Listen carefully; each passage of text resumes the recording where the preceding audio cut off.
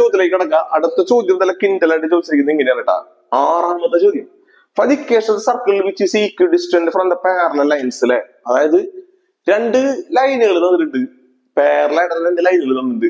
ആ രണ്ട് പാരലൽ ലൈനിൽ നിന്ന് തുല്യമായ അകലത്തിൽ കിടക്കുന്ന വേറെ ലൈനിന്റെ ഇക്വേഷൻ കണ്ടെത്തണം. ഓക്കെ മക്കളെ, അപ്പൊ ഇതാണ് നമ്മുടെ ലൈനുകൾ കേട്ടോ. നല്ല പെട്ടെന്ന് പറഞ്ഞ കിണ്ണം കാറ്റ് ക്വസ്റ്റൻ കേട്ടാ. അപ്പൊ ഇതാണ് നമ്മുടെ ഒരു ലൈൻ. ഏതാണ് മക്കളെ ലൈൻ? നമുക്ക് തന്നിട്ടുണ്ട് 9x പ്ലസ് 6y മൈനസ് 7 സമം 0 എന്ന് പറയുന്ന ഒരു ലൈൻ തന്നിട്ടുണ്ട്. പിന്നെ വേറൊരു ലൈൻ കൂടി നമുക്ക് തന്നിട്ടുണ്ട്. വേറൊരു ലൈൻ എന്ന് പറഞ്ഞു കഴിഞ്ഞാൽ ആരാണ് മക്കളെ? നമുക്ക് തന്നിരിക്കുന്നത് 3x പ്ലസ് 2y പ്ലസ് 6 സമം 0. ഈ രണ്ട് ലൈനുകൾ പാരലാണ്. പാരലാവുമ്പോൾ ഒരു കണ്ടീഷൻ നമ്മൾ മനസ്സിലാക്കേണ്ടതുണ്ട്. കിണ്ണം കാറ്റുള്ള സൂപ്പർ സ്റ്റാൻഡേർഡ് ഉള്ളത്. ഈ രണ്ട് ലൈനുകൾ പാരലാവുമ്പോൾ നമ്മൾ പറഞ്ഞിട്ടുണ്ട്, പാരലാവുമ്പോൾ ഇതിന്റെ എക്സിന്റെയും വൈന്റെയും കോഎഫിഷ്യന്റുകൾ സെയിം ആയിരിക്കും കേട്ടോ. എക്സിന്റെയും വൈന്റെയും കോഎഫിഷ്യന്റ് സെയിം ആയിരിക്കും രണ്ട് ലൈൻസ് പാരലാണെങ്കിൽ. അപ്പൊ ഇത് സെയിം ആക്കാൻ വേണ്ടിയിട്ട് നമ്മൾ കുറച്ച് കാര്യം ചെയ്യണം. ഇത് ഒരു 2 കൊണ്ട് സോറി 3 കൊണ്ട് മൾട്ടിപ്ലൈ ചെയ്യണം. 3 കൊണ്ട് മൾട്ടിപ്ലൈ ചെയ്താലാണ് നമുക്ക് ഇത് ഉണ്ടാക്കാൻ പറ്റുള്ള മക്കളെ. ശരിക്കും ഇത് രണ്ട് ലൈൻസ് പാരലാണെന്നുള്ള നമ്മുടെ കറക്റ്റ് കണ്ടീഷൻ പോലെ ആവുള്ളൂ. അതായത് എക്സിന്റെയും വൈയുടെയും കോഎഫിഷ്യന്റുകൾ സെയിം ആവണം. അപ്പൊ അത് മൾട്ടിപ്ലൈ ചെയ്യുമ്പോൾ വളരെ എളുപ്പത്തിൽ കിട്ടി. 3 കൊണ്ട് മൾട്ടിപ്ലൈ ചെയ്യുമ്പോൾ 9x 6y പ്ലസ് 18 സമം 0. ഇപ്പൊ നോക്കി കണ്ട, ഇതിന്റെ 9 കറക്റ്റ്, 6 കറക്റ്റ്. പിന്നെ ഡിഫറെന്റ് ആരാണ് മക്കളെ? സി മാത്രം ഡിഫറെന്റ് കണ്ട. രണ്ടിന്റെയും സി മാത്രം ഡിഫറെന്റ്. സി മാത്രം ഡിഫറെന്റ് ആണെങ്കിൽ മനസ്സിലാക്കാം രണ്ട് ലൈൻസ് പാരലാണ് കിട്ടി. അപ്പൊ നോക്കിയാൽ രണ്ട് ലൈൻസ് പാരലാണ് കേട്ടോ. നമ്മളോട് കണ്ടുപിടിക്കാൻ പറഞ്ഞിരിക്കുന്നത് ഈ രണ്ട് ലൈനിൽ നിന്നും തുല്യമായ അകലത്തിൽ കിടക്കുന്ന വേറൊരു ലൈൻ. ഈ ലൈനിന്റെ ഇക്വേഷൻ ആണ് നമുക്ക് കണ്ടുപിടിക്കാൻ പറഞ്ഞിട്ടുള്ളത്. അല്ല പെട്ട ചോദ്യം. അപ്പൊ ഈ ഡിസ്റ്റൻസ് തുല്യമായിരിക്കണം. ഈ ഡിസ്റ്റൻസ് ഇപ്പൊ എക്സാമ്പിൾ ഒരു D1 എന്ന് വിചാരിക്കാം, ഇതിനൊരു D2 എന്ന് വിചാരിക്കാം. ഈ രണ്ട് ഡിസ്റ്റൻസ് എന്തായിരിക്കണം? തുല്യമായിരിക്കണം. അതാണ് നമ്മുടെ കണ്ടീഷൻ. അപ്പോ നമ്മൾ ഇവിടെ നോക്കട്ടെ. നമ്മൾ പഠിച്ചിട്ടുണ്ട് രണ്ട് ലൈൻ. ഇപ്പൊ ഈ ലൈനിന്റെ ഇക്വേഷൻ എന്ന് പറഞ്ഞാൽ നമുക്ക് ഏകദേശം ഒരു അറിയാം. ഈ ലൈൻ പാരലായ കാരണം ഇങ്ങനെയായിരിക്കും 9x പ്ലസ് 6y. പിന്നെ ഞാൻ പ്ലസ് ഒരു C3 എന്ന് പറഞ്ഞ എടുക്കാണ്. C3 അല്ലെങ്കിൽ പ്ലസ് ഒരു C3 ഇസ് ഈക്വൽ ടു 0 എന്ന് എടുക്കാണ്. അപ്പൊ അതിൽ C3 കിട്ടിക്കഴിഞ്ഞാൽ നമ്മുടെ പരിപാടി കഴിഞ്ഞു. കാരണം പാരലൽ ലൈനുകളാണെങ്കിൽ കോൺസ്റ്റന്റ് മാത്രമേ വ്യത്യാസം ഉണ്ടാവുള്ളൂ.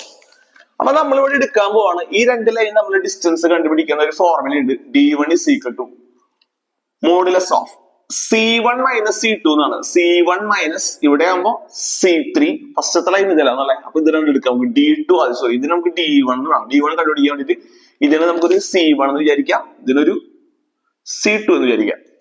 അപ്പൊ D1 കണ്ടുപിടിക്കാൻ C1 minus C3 divide by root of A square plus B square ആണ്. അതുപോലെ D2 കണ്ടുപിടിക്കാൻ C2 minus C3 divided by root of A square plus B square ആണ്. സംശയമല്ലോ. ഇത് രണ്ടും ഈക്വൽ ആണെന്നാണ് പറഞ്ഞിട്ടുള്ളത്. ഇത് രണ്ടും ഈക്വൽ ആണെങ്കിൽ സിൻസ് ഈക്വിഡിസ്റ്റന്റ് ആയ കാരണം നമുക്ക് എന്ത് ചെയ്താൽ മക്കളെ? D1 is equal to D2 ആണ്. അതായത് modulus C1 minus C3 divided by root of A square plus B square is equal to modulus C2 minus C3 divide by root of A square plus B square ആയിരിക്കും. അതിൽ ഈ root A square B square ഇത് cut ചെയ്ത് പോകും. സംശയമല്ലോ. ഇനി ഇവിടെ C1 എന്ന് പറഞ്ഞാൽ അറിയാം ആരാണ്? -7 ആണ്. -7 minus C3 is equal to C2 എന്ന് പറഞ്ഞാൽ 18 ആണ്. 18 മൈനസ് C3 നമുക്ക് എഴുതാം. സംശയമല്ലോ. ഇത് നമുക്കിവിടെ എഴുതേണ്ടത് എങ്ങനെയാണെന്ന് വെച്ച് കഴിഞ്ഞാൽ ഒന്നില്ലെങ്കിൽ ഈ മോഡുലസ് കളയണം. അപ്പൊ നമ്മൾ പഠിച്ചിട്ടുണ്ട് ഇപ്പൊ modulus x is equal to 2 എന്ന് പറഞ്ഞാൽ എക്സിന്റെ വാല്യൂ പ്ലസ് ഓർ മൈനസ് 2 ആണ്. ആ ഒരു ഐഡിയ പ്രകാരം നമുക്കിവിടെ എങ്ങനെ എഴുതാം? ഇതിനുള്ളിലെ സാധനം -7 മൈനസ് C3 എന്ന് പറഞ്ഞു കഴിഞ്ഞാൽ പ്ലസ് ഓർ മൈനസ് നമുക്ക് എന്ത് ചെയ്താം മക്കളെ? 18 മൈനസ് C3 എന്ന് പറഞ്ഞിട്ട് എഴുതാം. 18 മൈനസ് C3. അതായത് -7 minus C3 is equal to 18 minus C3. അപ്പൊ C3 കട്ട് ചെയ്ത് പോകും. അപ്പൊ ഇത് പോസിബിൾ ആവില്ല പോസിറ്റീവ് എടുക്കുകയാണെങ്കിൽ. ഇനി നെഗറ്റീവ് എടുക്കുകയാണെങ്കിൽ നോക്കിക്കോ. -7 minus C3 is equal to negative of 18 18 minus C3 എന്ന് പറഞ്ഞിട്ട് വരും. അപ്പോ -7 minus C3 equal -18 plus C3.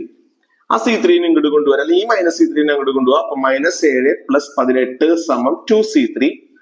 അതായത് 11 സമം 2C3, അതായത് 11/2 സമം C3. അപ്പൊ C3യുടെ വാല്യൂ കിട്ടി 11/2. അങ്ങനെയാണെങ്കിൽ നമുക്ക് നേരിട്ട് ഇക്വേഷൻ കണ്ടെത്താം. therefore equation of our line, നമ്മുടെ ലൈനിന്റെ ഇക്വേഷൻ എന്ന് പറഞ്ഞാൽ ആരാ?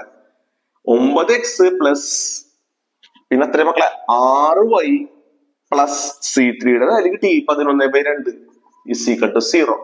ഇത്രയുള്ള പരിപാടി. പിന്നെ അടിയിൽ ഒരു 2 കിട്ടുക എന്നൊക്കെ പറയുമ്പോ നമുക്കൊരു ചെറിയ വിഷമം ഉണ്ടാവില്ലേ? ഒരാൾ അടിയിൽ കിട്ടുക എന്ന് പറയുമ്പോൾ വിഷമം ഉണ്ടാവില്ലേ? ആ വിഷമം നമുക്ക് നികത്തി കൊടുത്താൽ 2നെ അവിടെ നമ്മൾ ഒഴിവാക്കണം. അവൻ നമ്മൾ കട്ടിൽ പിടിച്ച് കിടത്തണം. അതിന് വേണ്ടി എന്ത് ചെയ്യാം? ഫുൾ 2 കൊണ്ട് അങ്ങനെ മൾട്ടിപ്ലൈ ചെയ്യുക. മൾട്ടിപ്ലൈ ബൈ 2, ഫുൾ 2 കൊണ്ട് നിരത്തിയാണ് മൾട്ടിപ്ലൈ ചെയ്യുക. അപ്പൊ അപ്പുറത്ത് മൾട്ടിപ്ലൈ ചെയ്യണം കേട്ടോ. മൾട്ടിപ്ലൈ ചെയ്യുമ്പോൾ എന്ത് സംഭവിച്ചു? നമുക്ക് 18x plus 12y plus 11 is equal to 0 എന്ന് എഴുതി കഴിഞ്ഞാൽ നല്ല പെട്ട ചോദ്യമായിട്ട് മാറി, പെട്ട ഉത്തരമായിട്ട് മാറി. ഇതാണ് നമ്മുടെ സൂപ്പർ ആയിട്ടുള്ള ഒരു ചോദ്യം കേട്ടോ. ഓക്കെ മക്കളെ, അതാണ് സ്റ്റാൻഡേർഡ് ചോദ്യം. സ്റ്റാൻഡേർഡ് എന്ന് പറഞ്ഞാൽ മുത്ത് ചോദ്യമാണ്. അപ്പൊ ബൈ ട്ടാ.